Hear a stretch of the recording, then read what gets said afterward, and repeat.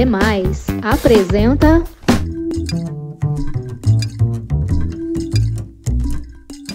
Nossos Direitos, a informação que você precisa para agir. Olá, eu sou Vigílio Garcia e você está ouvindo Nossos Direitos, o podcast do Semais que traz a informação que você precisa para agir em prol de um mundo mais sustentável e feliz. Este é o nosso segundo episódio e vamos conversar sobre a proteção integral dos direitos das crianças e dos adolescentes durante a pandemia de Covid-19.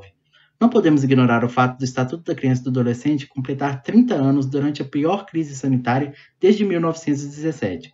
O contexto em que as crianças vivem mudou rapidamente com a chegada da pandemia, impondo ainda mais desafios para a proteção integral de seus direitos. A Aliança para a Proteção da Criança em Ações Humanitárias publicou a nota técnica Proteção da Criança durante a pandemia do coronavírus. Lá, afirma que doenças infecciosas como a Covid-19 podem trazer perturbações ao ambiente onde as crianças vivem. Alterações no cotidiano de famílias, nas amizades, nas rotinas e nas comunidades em geral podem ter consequências negativas no bem-estar, desenvolvimento e proteção das crianças.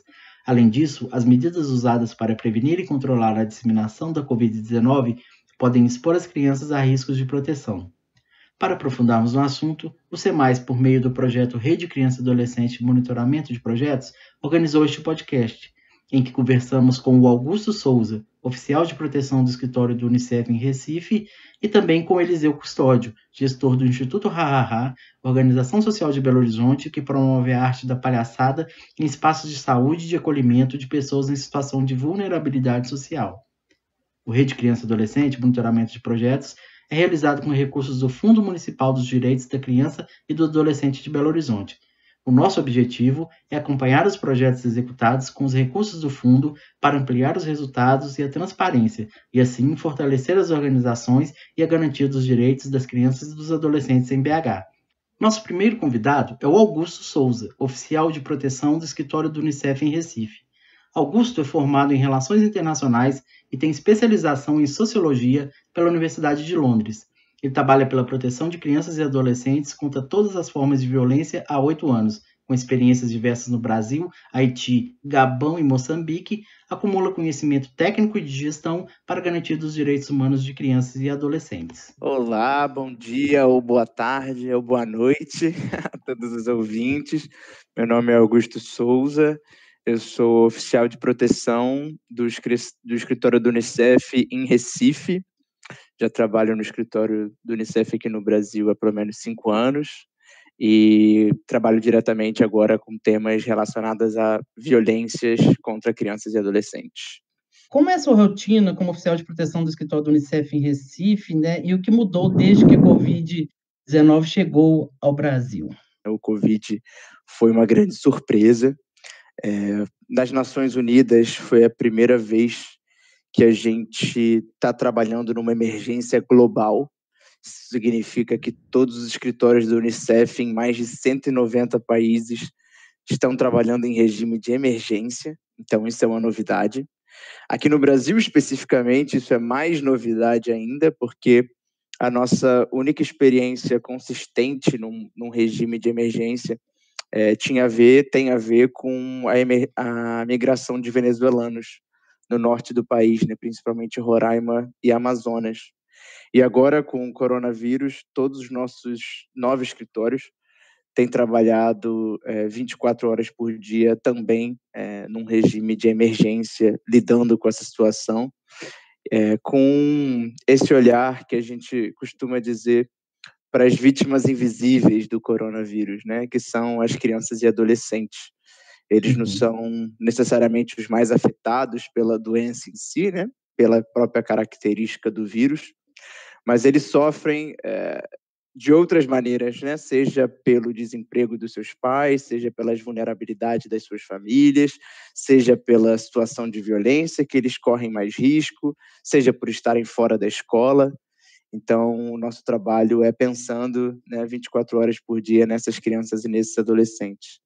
No dia a dia, o nosso trabalho é um trabalho muito de gestão e de meio de campo, que a gente costuma dizer, né? Nós somos uma organização neutra, uma organização apartidária, então a gente trabalha com todos os governos, com todas as secretarias, a nível estadual, a nível municipal, no governo federal, apoiando que esses governos, né, que o poder público e que também a sociedade civil e as famílias deem prioridade total à criança e adolescente, como diz a nossa Constituição Federal, como diz a Convenção dos Direitos da Criança, que o Brasil é signatário, e como diz especialmente o Estatuto da Criança e do Adolescente, né, que completa 30 anos aí esse ano.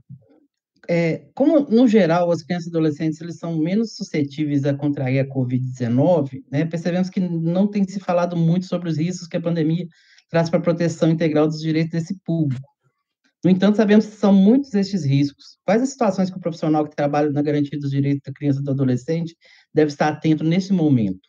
Muitos, né? São, como você mencionou, Virgílio, são muitos os riscos. Acho que o primeiro mais óbvio, né, que a gente vê mais claro, tem a ver com a escola, né, e o direito à educação. Né, quando a gente estuda na sociologia e na antropologia a história da criança e do adolescente, como funciona, a gente costuma comparar a ida à escola para a criança como se fosse a ida ao trabalho para uma pessoa na fase adulta da vida. Então, a ida à escola tem a ver com a rotina, né? Às vezes a gente não percebe no nosso dia a dia, mas frequentar a escola é um ato muito importante na vida de crianças e adolescentes.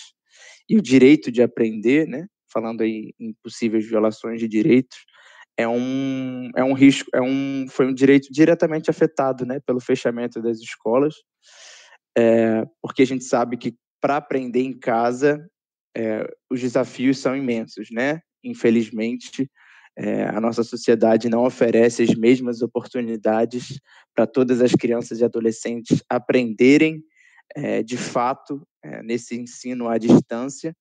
Então, a escola talvez o primeiro olhar que a gente tem quando a gente pensa nas crianças e adolescentes como vítimas da pandemia. E aí da escola tem a ver também com uma outra possível violação e um outro risco que nos preocupa muito, que são os casos de violência, né? A gente, nas pequenas pesquisas que a gente já tem, já acompanhou até agora, a gente sabe que houve um possível aumento de violência contra crianças e adolescentes, incluindo violência sexual, né, que tem muito a ver também com questões de violência doméstica, que a gente sabe que tem aumentado, mas o número de denúncias diminuiu, né? Seja porque as famílias não estão podendo acessar a delegacia, seja porque não estão saindo de casa, seja porque as crianças e adolescentes não estão frequentando a escola, que muitas vezes era o lugar onde esse referenciamento e identificação dos casos eram possíveis. Então, se a gente pensa num retorno à normalidade, ou agora que as atividades, ou no momento em que as atividades voltarem a funcionar, e pensando, né, na sua pergunta em relação aos profissionais que trabalham diretamente pela proteção dos direitos de crianças e adolescentes, acho que a atenção, se a gente já tinha atenção dobrada, agora é atenção redobrada, quadruplicada, multiplicada por 1000, porque a nossa expectativa é que, por exemplo, na área das violências, que muitas denúncias que não aconteceram durante o tempo de isolamento acabem aparecendo, e talvez numa situação mais grave do que se ela fosse identificada há 2, 3 meses atrás. Então, vai ser necessário um esforço extra do trabalho das pessoas na educação, na saúde, na assistência social, para poder oferecer serviços que pensem a criança e o adolescente na sua integralidade. E o que pode ser feito agora? Quais ações os equipamentos do Sistema de Garantia de Direitos podem realizar para se adequarem ao contexto e manterem o atendimento? Eu tenho uma sugestão, Virgílio. Eu posso trazer um exemplo prático que eu acho interessante para quem está pensando nesses desafios no dia a dia. O Unicef tem um programa que a gente trabalha, inclusive, com municípios do norte de Minas Gerais, chamado Selo Unicef, que a gente trabalha com mais de 1.800 municípios no semiárido e na Amazônia brasileira. É um programa onde a gente acompanha a gestão municipal durante 4 anos, pensando a política pública para criança e adolescente como prioridade. E aí, como parte desse programa, nesse ano, né, como todo 18 de maio, né? Para dar um exemplo bem prático, 18 de maio, o Dia Nacional de Enfrentamento ao Abuso e Exploração Sexual de crianças e adolescentes, a gente ficou pensando como a gente vai fazer o 18 de maio no meio da pandemia, né? Sabendo aí que tem conselhos fechados, que nem todo mundo tem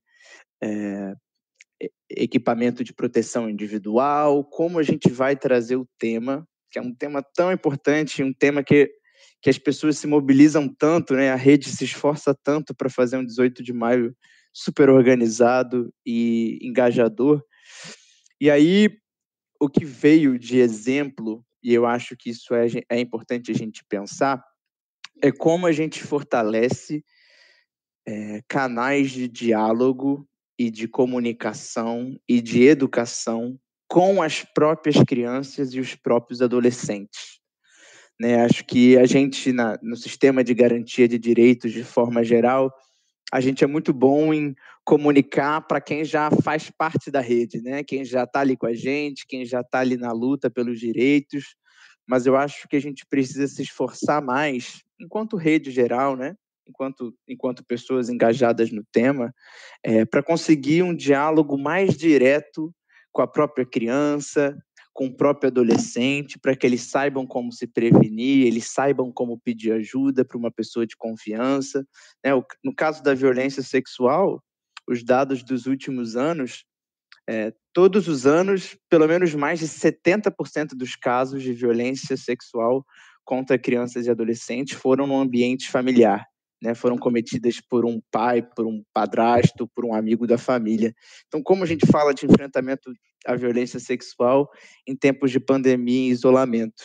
E aí veio essa reflexão de fortalecer canais de comunicação mais direto com os adolescentes. Como isso se daria, e com as crianças? Como isso se daria na prática?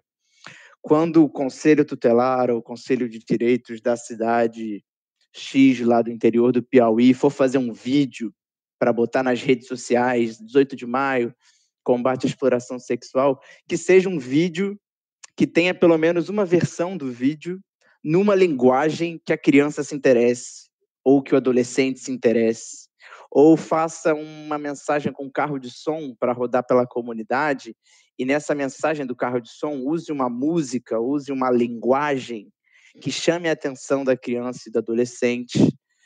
A gente, no Unicef, fez um produto que já tem alguns anos, mas é muito interessante, em parceria com a Childhood Brasil e o canal Futura, que se chama Que Corpo é Esse? Que é um desenho animado, uma série, tudo disponível online, gratuito, no site do Futura, no site do Unicef, no site da Childhood. É como se fosse um desenho mesmo que as crianças assistem, podem assistir com as suas famílias, e a gente aborda nesse desenho animado vários temas sobre autocuidado, autoproteção, prevenção das violências. Isso foi uma das formas que a gente encontrou de ter esse canal mais direto com a própria criança e adolescente numa perspectiva de prevenção. Nós temos discutido aqui no Conselho Municipal da Criança e Adolescente, metodologias, ações que possam, de fato, atingir a todas as crianças. Os projetos que estão em fase de readequação, né, diante da pandemia, eles têm um grande desafio, que é chegar a toda a população atendida, né? A primeira tentativa é: vamos trabalhar online, vamos fazer atividades e disponibilizar isso na internet.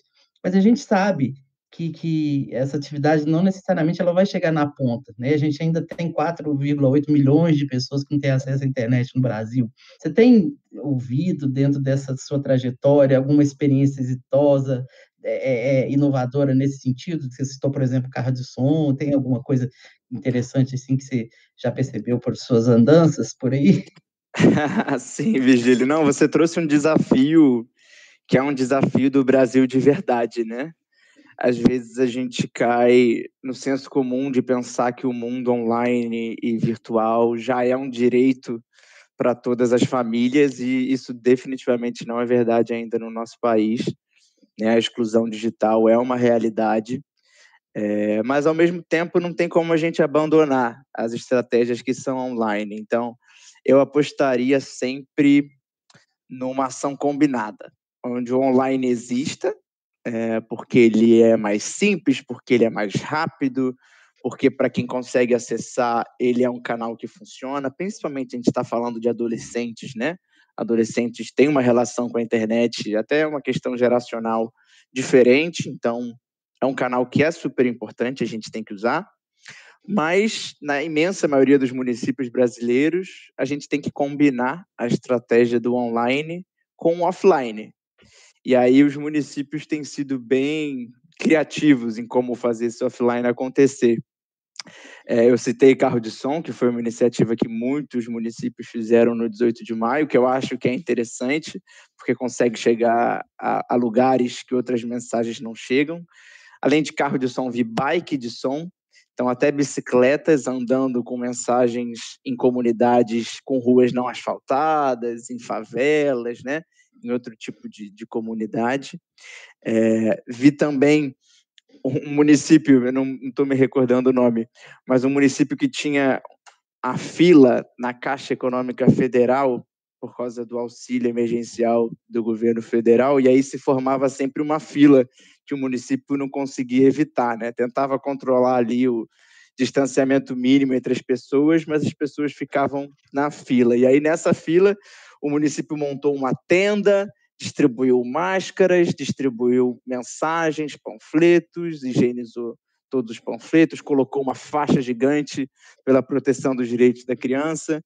Então, os municípios têm se superado, né? Isso eu posso trazer das minhas experiências, que os municípios têm se superado na tentativa de fazer, de garantir os direitos das crianças e dos adolescentes.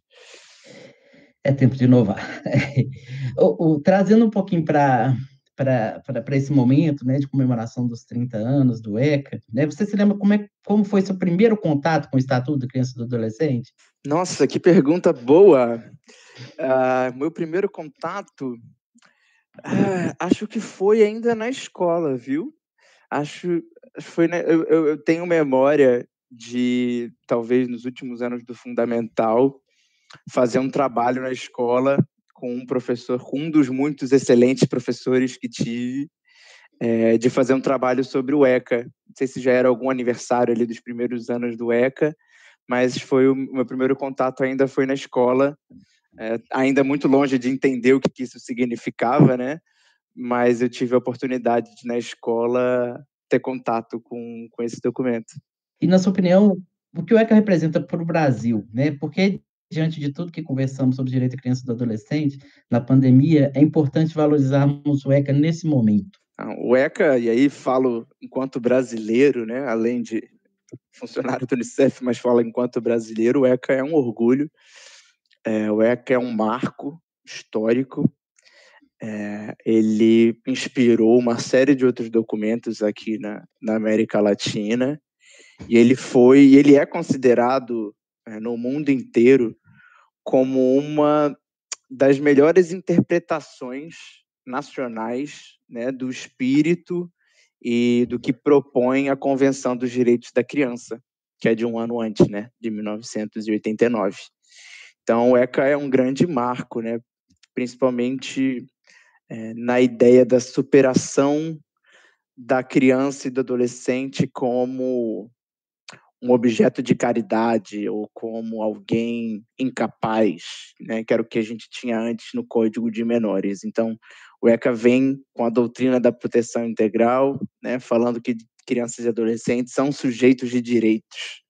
E a partir daí, toda a nossa política, toda a nossa estrutura, toda a nossa prioridade passa a ser esse público, essa parte da população que a gente considera numa fase especial de desenvolvimento. Então, o ECA, ele tem resultados incríveis, né? Resultados quando a gente olha para a mortalidade infantil, quando a gente olha para acesso à educação, quando a gente olha para a primeira infância, quando a gente olha para o trabalho infantil.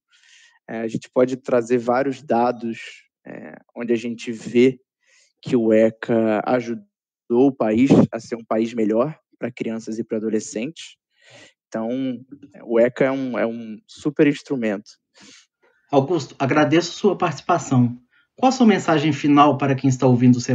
Obrigado, Virgílio. Obrigado, C+, pelo convite. da gente bater um papo sobre um tema tão importante. Duas mensagens que eu posso deixar com vocês. Acho uma primeira mensagem mais a ver com a pandemia e com a recuperação da pandemia, né? Que a gente não se esqueça das crianças e adolescentes, especialmente as crianças e adolescentes em maior situação de vulnerabilidade, né? Quando as escolas forem um lugar seguro para reabrirem as suas atividades, que a gente pense que essas escolas precisam ser lugares de proteção, né? Que precisam ser lugares de acolhimento, porque se já tínhamos desafios antes, os desafios e as desigualdades foram exacerbadas, né? Nesses últimos meses. Então, a gente precisa fortalecer ainda mais um olhar sensível para cada criança e para cada adolescente, na sua individualidade, na sua diversidade, e a gente precisa de um trabalho intersetorial, que o nosso olhar para as crianças e adolescentes nesses próximos meses seja um olhar de muito cuidado, um olhar de garantia de direitos e um olhar na doutrina da proteção integral. E uma mensagem que vai além da pandemia, que vai pensando aí nesses 30 anos de Estatuto da Criança e do Adolescente, é que a gente continue pensando no Estatuto e como melhorar o Estatuto, mas com mais direitos, né? Que esse seja o nosso olhar, que as revisões ou ajustes que precisem ser feitos no Estatuto sejam feitos numa perspectiva de ampliação de direitos e não de redução de direitos, né? A sociedade brasileira lutou muito durante muitos anos para conseguir a aprovação do Estatuto, para conseguir esse marco. Então, a gente não pode, enquanto sociedade, aceitar retrocessos na garantia da qualidade de vida de cada menina e cada menino. A gente tem que lutar para seguir ampliando esses direitos e garantir que eles tenham uma vida melhor no nosso país. Nosso segundo convidado é o Eliseu Custódio, artista, fundador do Instituto Hahaha, onde é gestor e responsável pela criação e manutenção artística e também por desenvolver a formação e pesquisa. Eliseu é ator, palhaço, treinador artístico, gestor cultural e professor de Kundalini Yoga. O Instituto Hahaha é uma organização sociocultural que promove a arte do palhaço profissional em espaços de saúde e ambientes vulneráveis em Minas Gerais. Com a missão de colocar o riso ao serviço da vida, a organização busca garantir o direito e o acesso à arte e à cultura para crianças, adolescentes, adultos, idosos, seus familiares, profissionais de saúde e corpo técnico em hospitais, instituições de longa permanência para idosos e unidades de acolhimento institucional. O Instituto Hahaha participa da Rede Criança e Adolescente Monitoramento de Projetos e é uma organização social que chamou a nossa atenção de como estão se reinventando para seguir o atendimento das crianças e dos adolescentes durante a pandemia. Meu nome é Eliseu Custódio, tenho 50 anos, em 2020 fiz 50 anos, esperava muito por fazer 50 anos na minha vida, e veio justamente no 2020, né, nesse processo. E a minha profissão, sou ator, palhaço, né, agora no momento tem 12 anos que eu estou na ativa continuada como palhaço, mas tenho graduação em filosofia e sou um arte mobilizador, né, cultural, um gestor cultural. E um ator fundador do Instituto Hahaha, que é um programa de palhaços profissionais em ambientes de saúde. Como é essa rotina como gestor no Instituto Hahaha e o que mudou com a pandemia do Covid? Mudou muito, né? Nos trouxe um desafio gigantesco de transformar o nosso trabalho, que era real, que ele é totalmente presencial. O nosso trabalho é o vínculo ali, o olhar direto, é bater na porta, né? De cada quarto, enfermaria, né? De entender aquela realidade daquele quarto, estar presente exatamente para jogar com aquela realidade, com todos os obstáculos que tem, um choro, uma negativa de uma criança, uma aceitação, um procedimento médico que está acontecendo. Então, esse primeiro momento de distanciamento foi para a gente realmente distanciar do próprio trabalho e olhar ele diferente, né? E aí essa ponte que todos vieram do virtual, essa aceleração, né? A gente também foi nessa onda, né? Nesse fluxo. E aí mudou muita coisa. Está todo mundo trabalhando em casa, em home office, todo mundo na ativa, continuando a trabalhar. Esses gestores também estão trabalhando incessantemente para tentar adaptar os projetos, fazer com que a continuidade aconteça.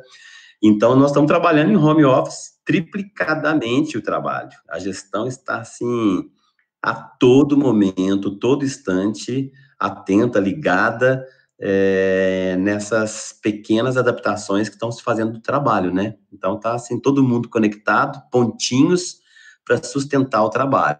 Estamos com muito trabalho, Virgílio. Eu acho que está assim com todas as pessoas, né? Sim. O público que vocês atendem, né, crianças e adolescentes, ele ainda é mais vulnerável nesse contexto de pandemia, né, justamente por serem crianças em tratamento de saúde. No entanto, o ECA garante, né, o acesso à liberdade, à brincadeira, à diversão, entre outros aspectos.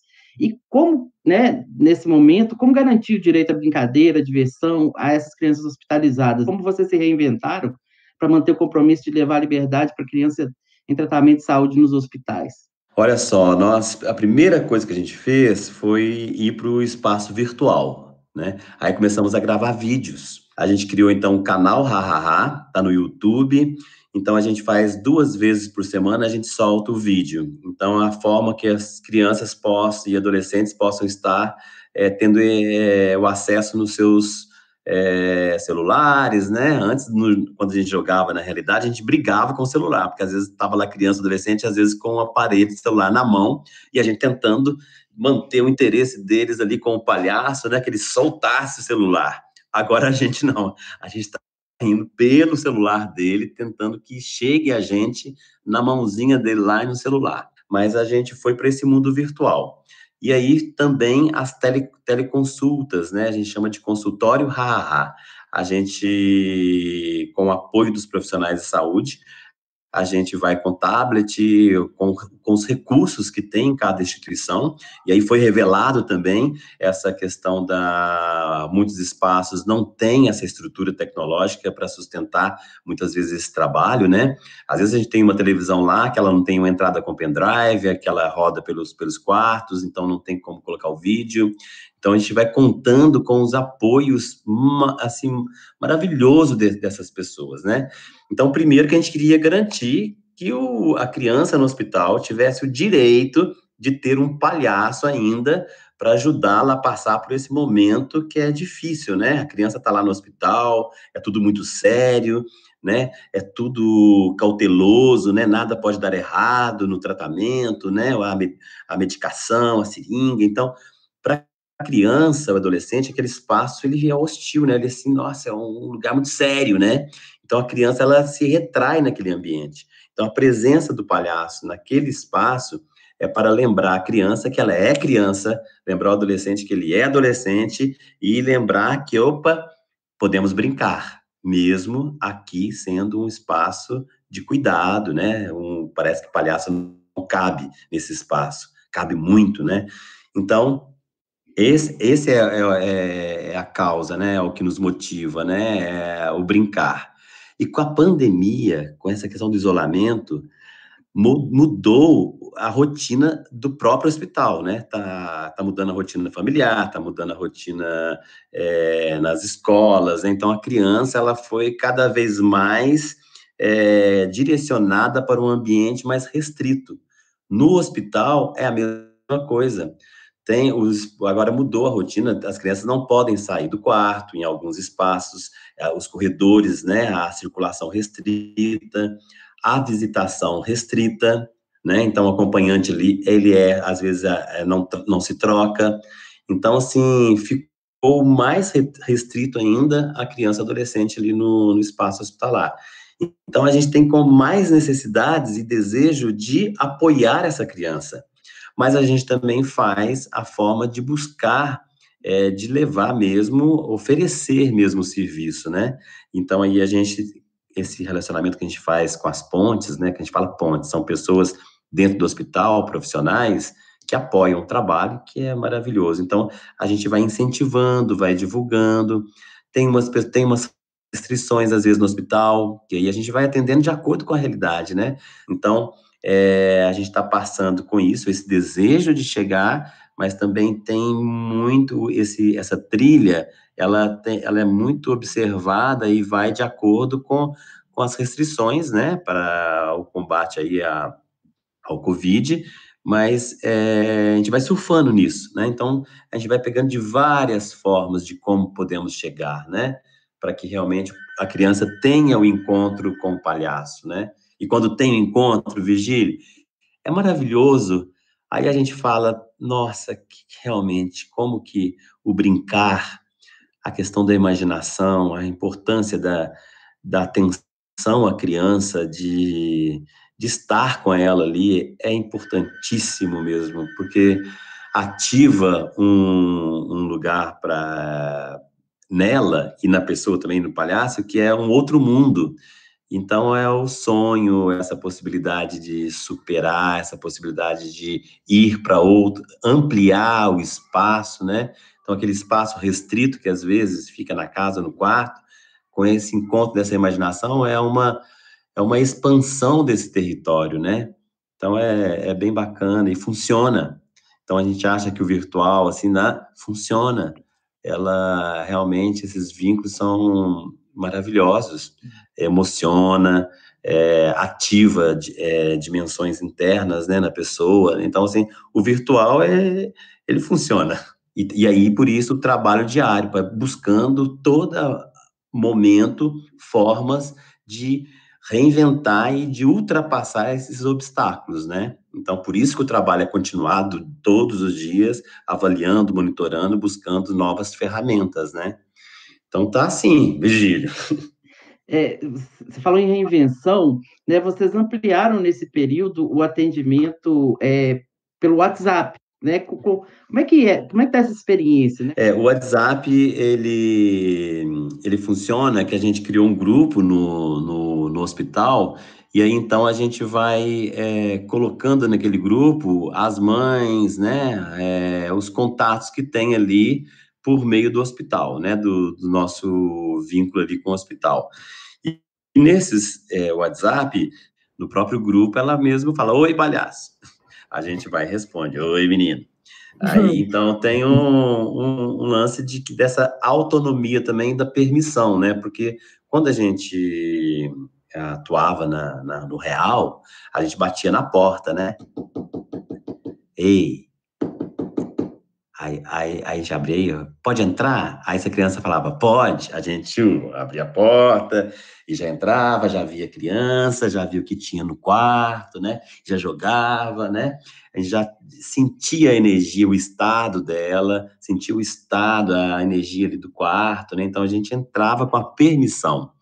Aí agora, com o WhatsApp, a pessoa também, ela aciona a gente, né? Ela também aperta, né, o botão ali do celular, diz, eu quero, né? Então, tum. E aí a gente tem, então, todas as terças, todas as quintas e todas as quartas-feiras, a gente tem a nossa teleconsulta, um consultório, onde essas pessoas todas, elas ligam e aí conversa com o palhaço.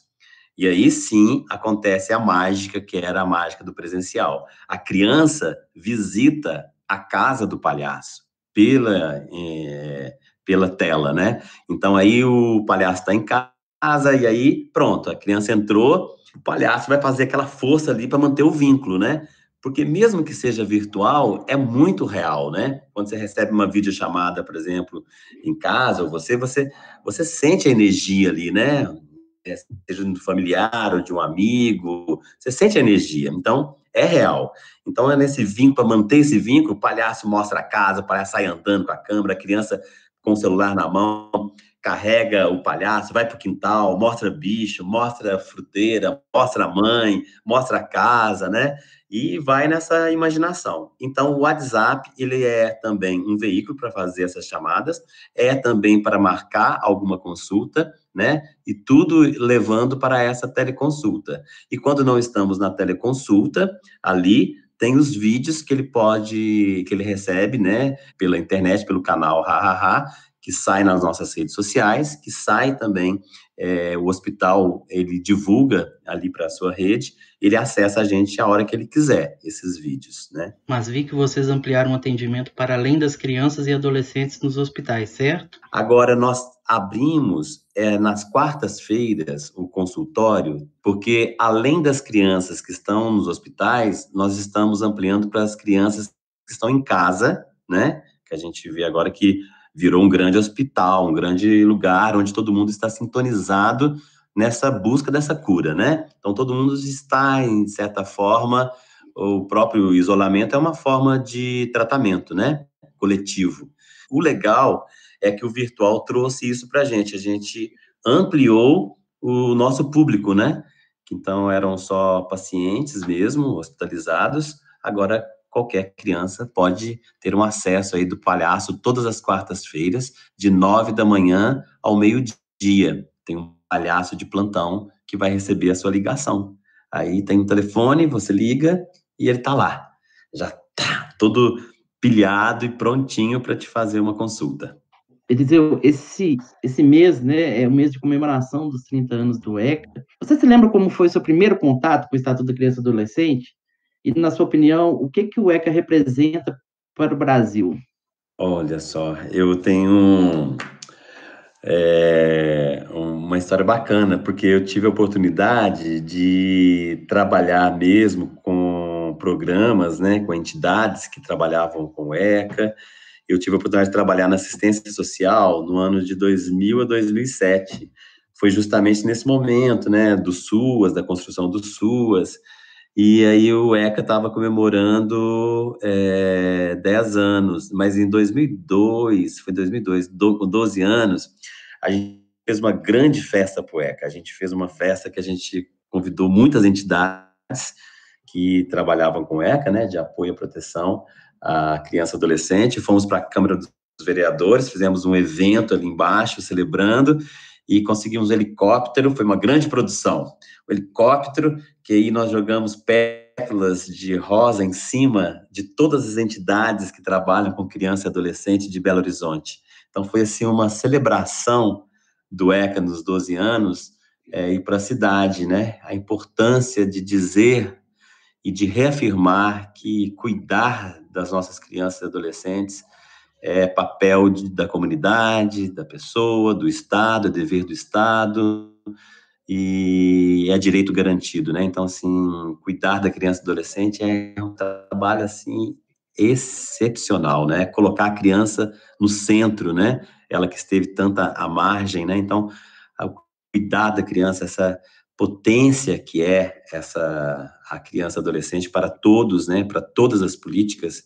Então, foi muito bonito. Então, eu tenho essa lembrança muito forte quando eu comecei a trabalhar muito, ter a oportunidade de trabalhar diretamente nas políticas públicas mesmo, na prefeitura, nessa época da assistência social. E nesse momento, né, a gente está chegando no fim desse bate-papo, eu queria deixar né, um espaço aberto, né, para as suas considerações finais. Primeiro agradecer, né, antes de tudo, agradecer a oportunidade de poder conversar com vocês do SEMAIS, que apoia tanto as entidades, né, e que possam realizar mesmo o trabalho. E o ECA comemorar 30 redondos neste momento é muito importante, né, assim, para um marco mesmo, né, o Covid, na verdade, é um marco para todos, né, todas as ações, para repensar realmente a sua causa, repensar onde a gente coloca os esforços, né.